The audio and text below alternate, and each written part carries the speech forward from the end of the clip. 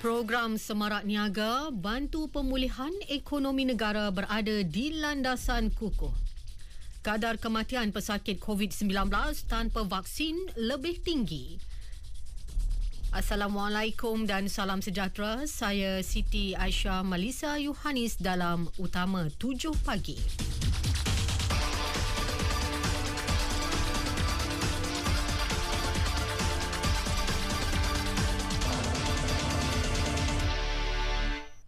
Pelaksanaan program Semarak Niaga Keluarga Malaysia, Semarak Niaga, dapat membantu memastikan pemulihan ekonomi negara berada pada landasan yang kukuh. Ini dinyatakan Perdana Menteri Datuk Seri Ismail Sabri Yaakob. Katanya Semarak Niaga dengan peruntukan lebih 40 bilion ringgit dalam bajet 2022 bukan sahaja menyokong perniagaan dari segi suntikan modal kerja atau pembiayaan, malah melalui suntikan berbentuk equity seperti membeli saham atau memegang equity dalam syarikat kepada perniagaan yang terkesan akibat pandemik COVID-19. Ia merupakan salah satu penyelesaian yang inovatif dan tidak pernah diperkenalkan sebelum ini. Kerajaan yakin usaha tersebut akan membantu komuniti usahawan untuk terus maju dan bangkit semula.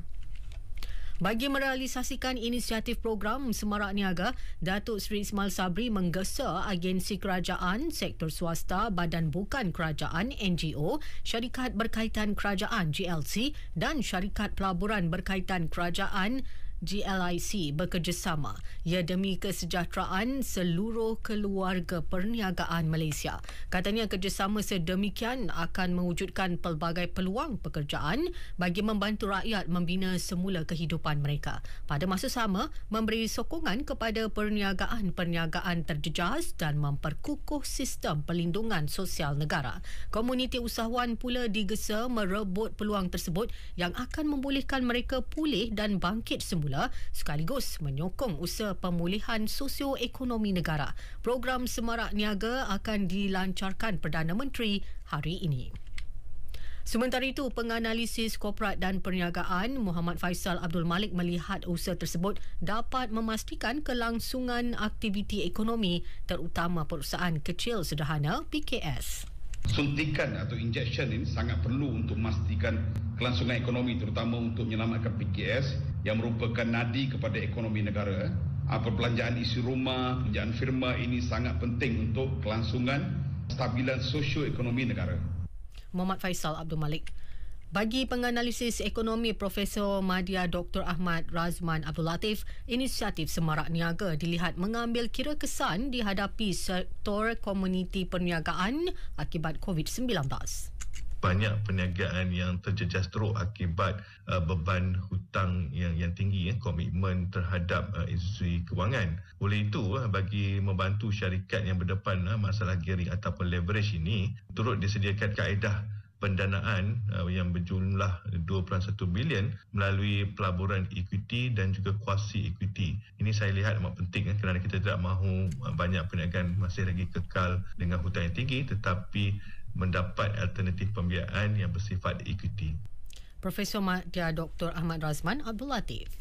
Dalam pada itu, Kementerian Kewangan memberi fokus untuk memacu pemulihan kewangan negara agar rakyat dapat kembali hidup dengan selesa yang melalui beberapa strategi seperti penjanaan pekerjaan baharu, membawa pelaburan serta membantu perniagaan. Menteri berkenaan Tengku Datuk Seri Zafrul Aziz berkata, strategi untuk memacu pertumbuhan kewangan negara diletakkan melalui dua tunggak utama, jamin kerja dan semarak niaga dalam bajet 2022. Katanya negara kini berada di atas landasan yang betul dengan aktiviti ekonomi sama ada daripada perspektif makro, perniagaan atau individu sedang beransur pulih dengan pantas. Ini berdasarkan indikator seperti pasaran kerja dan sebagainya. Beliau yakin negara dapat pulih mengikut perancangan dan menjana ekonomi sekaligus terus membawa keyakinan kepada pelabur untuk datang ke Malaysia. Kadar kematian pesakit COVID-19 dalam kalangan mereka yang tidak mengambil vaksin adalah jauh lebih tinggi berbanding penerima vaksin lengkap dan mendapat dos penggalak. Berdasarkan data kematian bagi setiap 100,000 populasi mengikut status vaksinasi dalam tempoh 1 Januari hingga Sabtu lalu, kadar kematian dalam kalangan pesakit berumur antara 40 hingga 49 tahun yang tidak divaksin adalah sebanyak 92.09 bagi setiap 100,000 penduduk. Menteri Kesihatan Khairy Jamaluddin berkata kadar itu jauh lebih tinggi berbanding kadar kematian 3.08 kematian bagi pesakit yang lengkap vaksin dan 3.18 kematian bagi pesakit yang mengambil dos penggalak dalam kategori usia yang sama. Bagi pesakit berusia 80 tahun ke atas, kadar kematian ialah 167.06 dalam kalangan yang tidak mengambil vaksin. Ini berbanding 119.34 kematian yang mempunyai vaksin lengkap dan 42 kematian bagi pesakit yang mendapat dos penggalak. Manakala kadar kematian bagi pesakit berumur 18 hingga 29 tahun yang tidak mengambil vaksin ialah 8.14 berbanding 0.98 bagi penerima vaksin lengkap dan 0 bagi pesakit yang mengambil dos penggalak. Menurut Khairy, data tersebut menunjukkan keberkesanan dos penggalak dalam menghadapi gelombang Omicron. Dos penggalak katanya memberi perlindungan yang terbaik daripada kematian dan gejala serius COVID-19. Kementerian Kesihatan sasar 70% kanak-kanak berusia 5 hingga 11 tahun dalam sistem pendidikan diberikan dos pertama vaksin COVID-19 dalam tempoh 2 bulan selepas PIC Kids dijalankan. 80% disasar menerima dos lengkap bagi tempoh 6 bulan pelaksanaannya. Lindung diri, lindung semua. Berita seterusnya. Kemenangan manis dan bersejarah pasukan lelaki kebangsaan selepas berjaya menjuarai kejohanan badminton berpasukan Asia BATC 2022 menarik perhatian Perdana Menteri Datuk Seri Ismail Sabri Yaakob.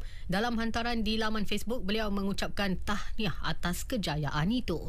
Katanya keluarga Malaysia bangga dengan mereka. Skuad lelaki negara muncul juara buat pertama kalinya setelah menewaskan juara bertahan Indonesia 3-0.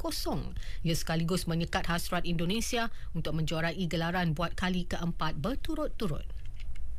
Kira-kira 30 buah rumah membabitkan lebih 130 penduduk di gugusan Felda Julai 1 hingga 4 di Gemas mengalami kerosakan akibat hujan lebat dan ribut petang semalam. Ketua Balai Bomba dan Penyelamat Gemas, penolong penguasa bomba Muhammad Farid Abu Bakar berkata, kejadian hampir setengah jam bermula pukul 5.30 petang itu mengakibatkan bumbung rumah penduduk diterbangkan angin.